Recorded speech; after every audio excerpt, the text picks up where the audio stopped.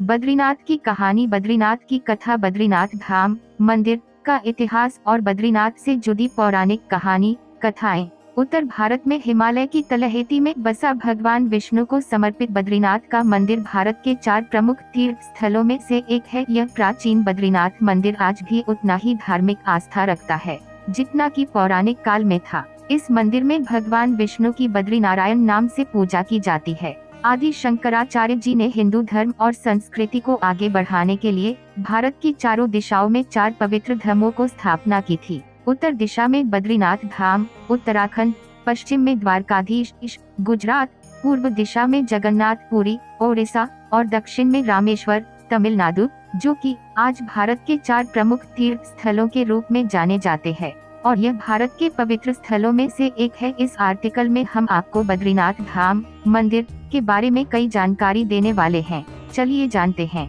बद्रीनाथ धाम भारत की देवभूमि उत्तराखंड में गढ़वाल शहर में भगवान विष्णु का अति प्राचीन मंदिर बद्रीनाथ धाम अवस्थित है, जिसका निर्माण आदि शंकराचार्य द्वारा करवाया गया था। इस तीर्थ स्थान पर भारत के कोने कोने से तीर्थ यात्रा के लिए लोग आते हैं। बद्रीनाथ धाम उत्तराखंड में अलकनंदा नदी के दाएं तट पर स्थित है।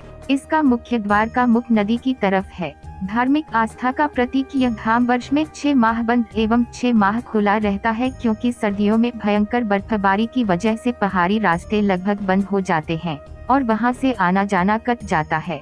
यह जगह केवल धार्मिक श्रद्धालुओं के लिए ही नहीं बल्कि सैलानियों और प्रकृति प्रेमियों के लिए भी आकर्षण का केंद्र है। बद्रीनाथ का यह प्रसिद्ध मंदिर नर और नारायण नामक 2 पहाड़ियों के बीच में स्थित है। बद्रीनाथ भगवान विष्णु का धाम है, जिसे बद्रीनारायण के नाम से भी जाना जाता है।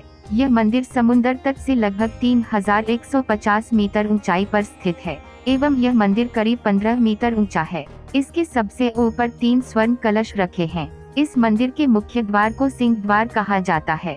इस मंदिर की सुंदरता एवं भव्यता देखने योग्य है।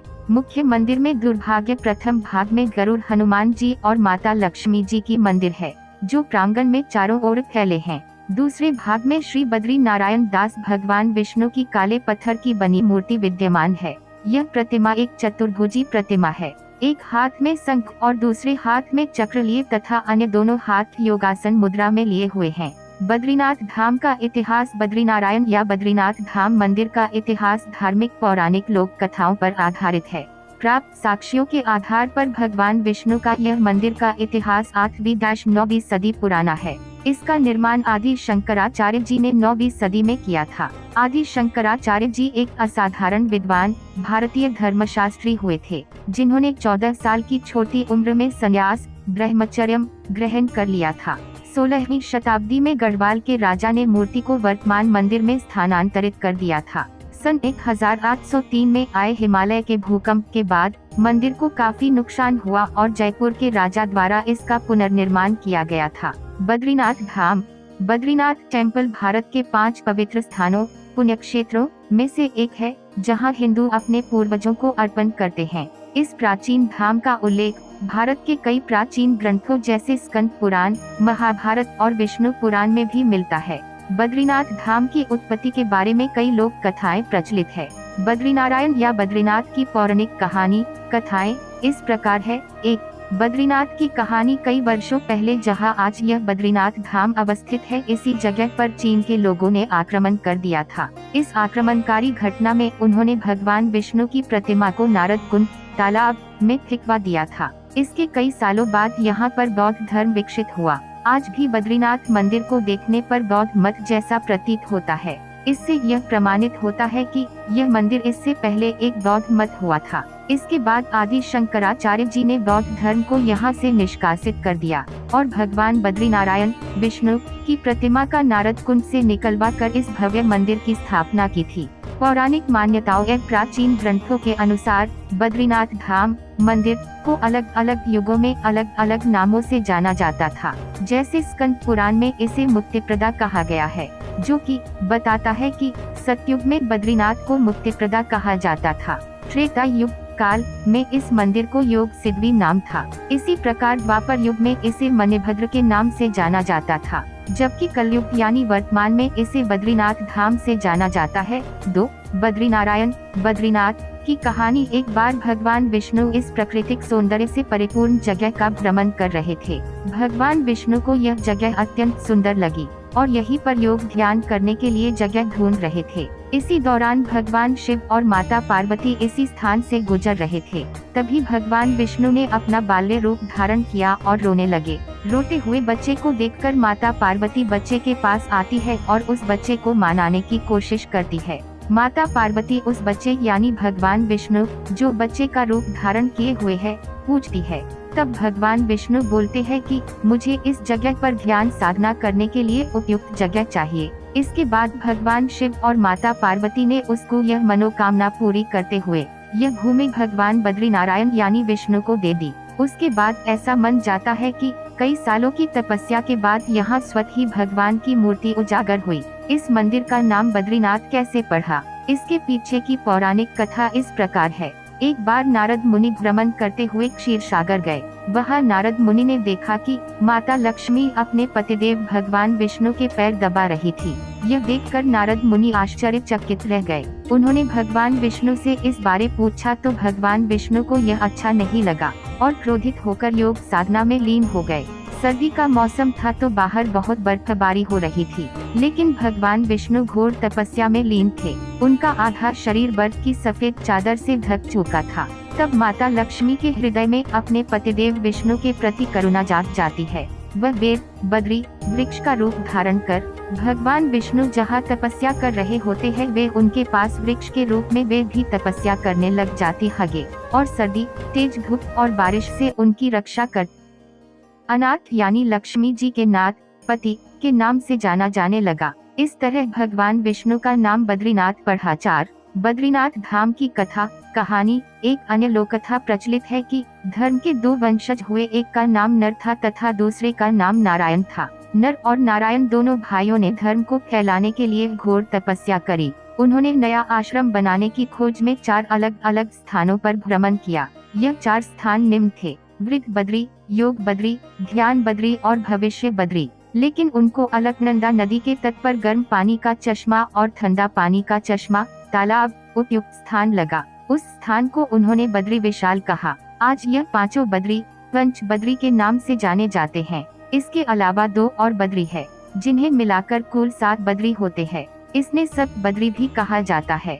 नर और नारायण दोनों पहाड़ी के रूप में आज भी विद्यमान है, जिनकी तलहटी में भगवान विष्णु का बद्रीनाथ धाम स्थित है। ऐसा भी माना जाता है कि वेदव्यास जी ने महाभारत की रचना इसी स्थान पर की थी। नर और नारायण पुनर्जन्म में अर्जुन और कृष्ण के रूप में जन्मे थे। महाभारत के अनुसार पांडवों ने अपने पितरों का पिंडदान यहीं पर किया था। इस कारण आज भी यहाँ श्रद्धालुओं द्वारा अपने पितरों को पिंडदान करना पुण्य माना जाता है। 5 बद्रीनाथ धाम की कथा। एक अन्य लोक कथा के अनुसार यहाँ आदि शंकराचार्य जी ने परमार शासक राजा कनकपाल की मदद से बौद्ध धर्म के प्रचारकों को निष्कासित कर दिया, जिसके कई सालों बाद कनकपाल और उस राज्य के उत्तराधिकारियों ने इस मंदिर का शासन प्रबंध संभाला। राजाओं ने यहाँ मंदिर के आसपास कई गांव बसाए तथा तीर्थ यात्रियों के लिए रहने ठहरने और खाने के लिए सुविधा उपलब्ध करवाई।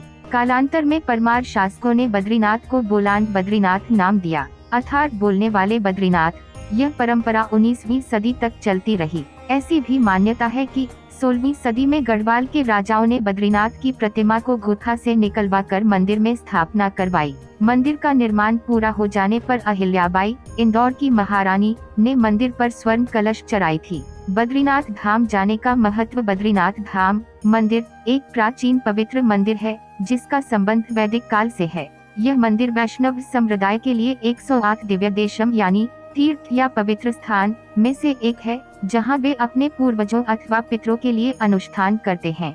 भगवान विष्णु की हजारों वर्षों से यहाँ ध्यान करने की मान्यता इस स्थान को देश के सबसे पवित्र स्थलों में से एक में बना देती है। पीठासीन देवता को कई हिंदुओं द्वारा एक स्वयंभू मूर्ति माना जाता है। यहाँ आने वाले भक्तगण अपने अपने परिवार के लिए सुख समृद्धि, धन, धर्मी जीवन, सुरक्षा, स्वास्थ्य, दीर्घायु और आध्यात्मिक प्राप्ति के लिए भगवान बद्रीनारायण विष्णु की पूजा करते हैं। मंदिर परिसर में 3 खंड भाग हैं: गर्भगृह, दर्शन मंडप, पूजा हॉल और सभा मंडप। गर्भगृह में भगवान बद्री नारायण कुबेर, धन के देवता ऋषि नारद, उद्धव विद्यमान है। मंदिर में दिव्य जुड़वा नर और नारायण भी हैं, जिन्हें भगवान विष्णु का अवतार माना जाता है। ऐसा माना जाता है कि निम्नलिखित राशियों वाले लोगों को, धनु, सिंह और मेष राशि वाले लोगों को जीवन में एक बार इस पवित्र स्थान की यात्रा करनी चाहिए। यह मंदिर उन पवित्र तीर्थ स्थलों में से एक है, जहां हिंदू अपने पूर्वजों को बलि चढ़ाने जाते हैं। माना जाता है कि अलकनंदा नदी में पवित्र स्नान करने और बद्रीनाथ की पूजा करने से व्यक्ति की आत्मा शुद्ध होती है। यह भी मान्यता है कि मंदिर में प्रवेश करने से पहले भक्तों को तप्त कुंड में पवित्र स्नान करना पुण्य का काम बन जाता है। बद्रीनाथ मंदिर की स्थापत्य शैली बद्रीनाथ मंदिर स्थापत्य कला की पारंपरिक उत्तर भारतीय शैली में बना हुआ है। मंदिर पूर्ण रूप से निर्माण पत्थरों से किया गया है, जिसमें कई नक्काशी वाली दीवारें, झरोखे और स्तंभ हैं। यह मंदिर अलकनंदा नदी से करीब 50 मीटर ऊंचाई पर बना है। इसका मुख्य प्रवेश द्वार लंबा धनुषाकार है। इसका मुख अलकनंदा नदी की ओर है, जिसके अंदर प्रवेश करते ही सभा मंडप, हॉल जहां भक्त इकट्ठा होते हैं, आता है। जो दर्शन मंडप वे स्थान जहां से मूर्ति की पूजा की जाती है, और अंत में गर्भगृह की ओर जाता है। गर्भगृह की छत 15 मीटर की ऊंचाई पर एक शंक्वाकार शिखर के रूप में है, जिसके शीर्ष पर एक सोने का पानी चढ़ा हुआ है। बद्रीनारायण की 1 मीटर ऊंची काले पत्थर की प्रतिमा प्रत्येक हाथ में एक शंख और चक्र के साथ है। अन्य 2 भुजाएं विष्णु की गोद में टिकी हुई हैं, जो ध्यान करते हुए पद्मासन मुद्रा में हैं। इस मूर्ति के पास उनकी पत्नी लक्ष्मी जी की एवं नारद मुनि की प्रतिमा है। एक तरफ कुबेर और दूसरी तरफ नर नारायण और उद्धव के साथ मंदिर गरुड़ और नवदुर्गा भी मौजूद हैं। बद्रीनाथ धाम में लगने वाले प्रमुख मेले व त्योहार। यहाँ लगने वाला प्रमुख मेला है माता मूर्ति का मेला। यह बद्रीनाथ धाम मंदिर में आयोजित होने वाला सबसे महत्वपूर्ण त्योहार है। ऐसी मान्यता है कि यह पृथ्वी पर गंगा नदी के अवतरण के उपलक्ष्य में मनाया जाता है। ऐसा माना जाता है कि बद्रीनाथ की मां ने पृथ्वी के कल्याण के लिए गंगा नदी को 12 धाराओं में विभाजित किया। जिस स्थान पर गंगा बहती थी वे पवित्र बद्रीनाथ मंदिर बन गया। बद्री केदार त्योहार जून माह में बद्रीनाथ और केदारनाथ दोनों धामों मंदिरों में मनाया जाता है।